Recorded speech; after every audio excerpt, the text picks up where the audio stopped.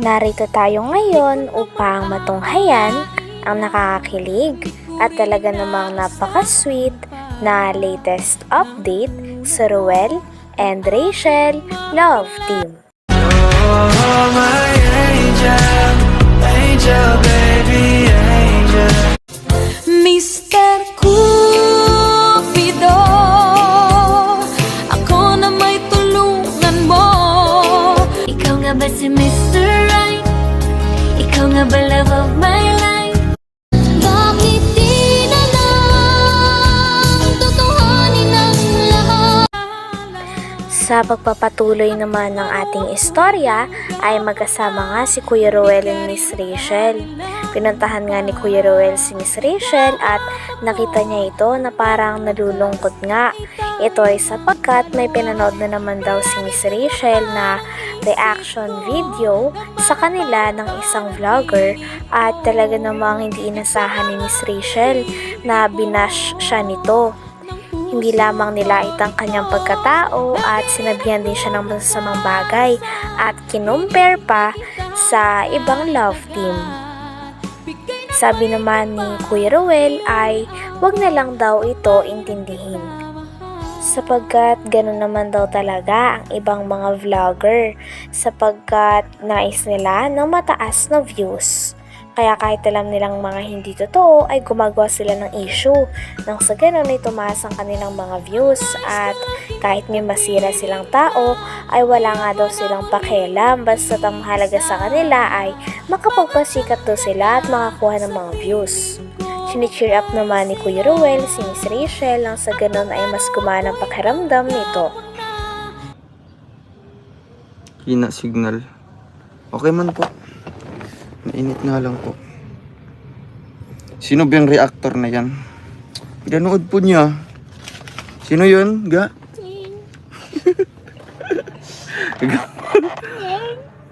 Si Ballpoint po. Huwag mo nang panoorin yun. Grabe kasi sinabi nung isang babae. Oo. Nag-react lang siya. Parang pinagtanggol ako ni Pinagtanggol ka lang. Okay po. Tapos, ano palang comment ng isa? Ayan mo na, huwag mo na basahin. Sabi kasi, grabe kasi sabi na ano ko na daw yung ano mo. Alam mo na yun. Na ano? Huwag kang papa-stress niyan, ga. Huwag mo ibaba yung level mo sa kanila. Alam ko, kasi hindi ko naman ginagawa yun. Oo O ano nga. naman kung nakadikit ako. Kaya nga, di ba? Bakit? Mas didikitin pa natin. Di ba? Alam ko nakadikit ako, anong problema? Ganyan. mo? Marami akong nababasa mga ganyan. Pero hayaan natin sila. Kaya, Ano nila yan? Tawag dito. sige po, isipin nyo na kung Opinion ano nila gusto yan. nyo isipin. Comment po kayo na Basta ano pong ako, gusto nyo alam ko i-comment. kung ako anong ginagawa ko. Ga ba? Basta alam ko sarili ko na hindi ko ginagawa yun. Pwede. Sana Yes. hindi mangyari sa anak nyo. Yes. Ay baka baka nangyari na. Kaya sila. Babae pa naman Alam. kayo. At alam nyo, babae din yung binabash nyo at ako yun. Sana alam nyo din yung sarili ninyo kasi syempre, kung kayo nasa kalagayan ko, ganun din yung mararamdaman nyo.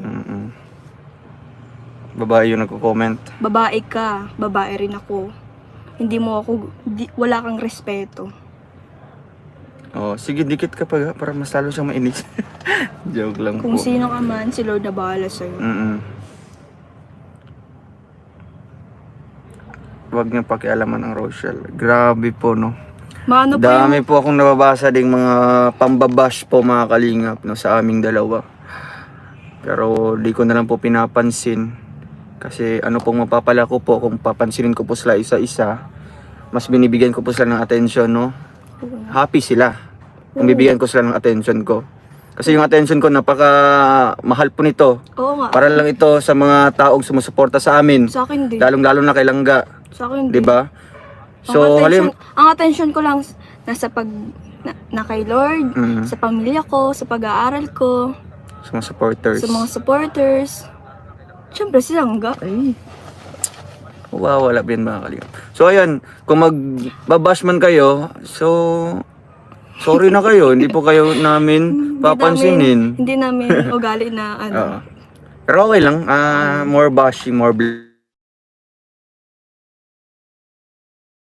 Kasi mas lalo po kaming namomotivate, mas lalo po kaming gaganahan sa aming ginagawa, no? Kasi andyan po kayo. Di ba po? May isang dating Sabi pa nga ni Miss Rachel noon ay wala naman daw talaga siyang pake. Ngunit nagtataka lang daw talaga siya kung bakit may mga ganong tao talaga. At partida pa daw yun ay babae pang nababash sa kanya. Hindi nga dapat daw sana ay kapag kapwa mong babae ay pinagtatanggol ka.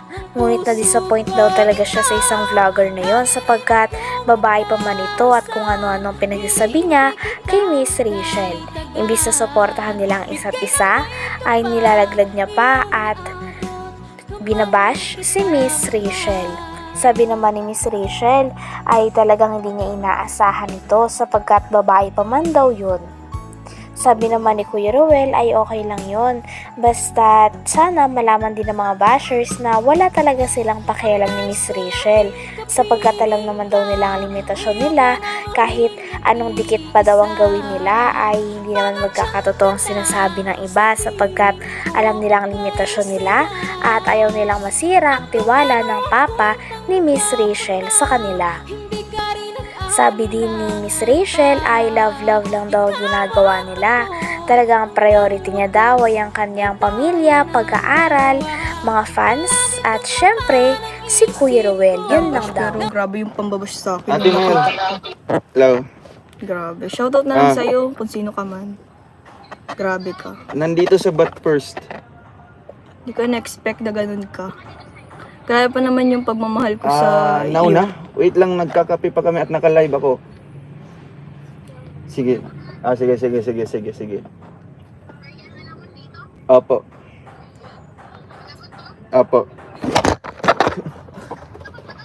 Sige. Pasensya na po. Pandawin mo. Walang maayos na lalagyan. So, ayan. So, grabe po, mga kalingap. No, grabe ga, ang dami ng mga bashers. Pero, para sa amin, wala lang po yan. Dikit pa rin po ako. Kahit anong gawin nyo. Oo. Kasi po, para sa amin, mga kalingap, no? Wala Alam na. po namin ang limitasyon yes po. namin. At And hindi isa po din, namin ginagawa yung iniisip nyo. baka po, Baka kayo nangyari po na po ginagawa sa nyo. inyo. Kaya po nakapagsabi po kayo ng ganoon sa kapwa-tao. No, Saka hindi ko po na-experience po nila. sisirain ng tiwala ng papa ko. Yes, syempre ako din, no. Kaya po mga kalingap, grabe po. Ang pangit pati basahin ng mga ano. Kasi sa ngayon mga kalingap, no, comparison po ang nangyari ngayon, Kaya no. Ba't kailangan i-compare pa? Kung gusto nyo po sila, doon po kayo sumuporta. Wag na po kayo mag-comment ng mga ano pa dyan, nakakasakit sa damdamin. Diba? Oo. Basta po mga kalingap, no. Ayan. Kasi po, ang liliit po ng mga utak nila, ang kikitid. Ba't kailangan pang i-compare, sabihin nila doon, mabuti pa si ano, Huwag daw akong dumikit. Oo. Para saan ba? Bakit kailangan pong ganun? Mm. Tsaka nagpapakatotoo lang naman po kami. Yes po. Kung di niyo po matanggap, alis po kayo dito. O, kaya nga po, di ba, vlogger po. Kaya, yung iba nga pong artista, grabe pa yung makadikit. Pero, minor din yun. Tama. Di ba? Pinapakita po namin kung ano lang po kami. At isa din, comfortable na po kami sa bawat isa. At alam po namin ang aming limitations. Yes. Di po kami OA. May Oo. nag-comment po na OA. Grabe Ikaw lang po ang OA dyan. Ayun Ikaw po, lang OA naman oh. Di po kami OA. Ayan si ako. Ikaw, OA. Oo. Ikaw yung OA. No, paulit-ulit talaga ga. Unli. Load niya ata ang yung ano nyo. Naka-load talaga siguro to. Anong load niyo po? Ayun o. Basta ako, hintayin ko na lang kayo ng magkatuluyan. Ayan po mga kalingap, no. Ipakita nyo na masaya kayo habang sila ay ma-high blood. Oy, yes po. Kagaya po ngayon, no, siguro sila mga bashers talagang yung, anong tawag yun? Yung balakubal tumataas. Kasi, masabi saya pa, nangaulbo ng kaspa. Kasi sa Tagalog yan mga kalingap. Tapos kami wala lang po, ignore lang po namin. Kaya po, ayan, ma-high blood po kayo, sana atikiin po yung mga bashers.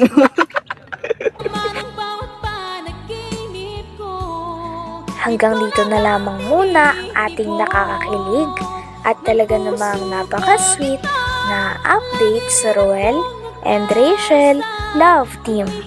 Maraming salamat sa inyong panonood. Hanggang sa muli. Bye!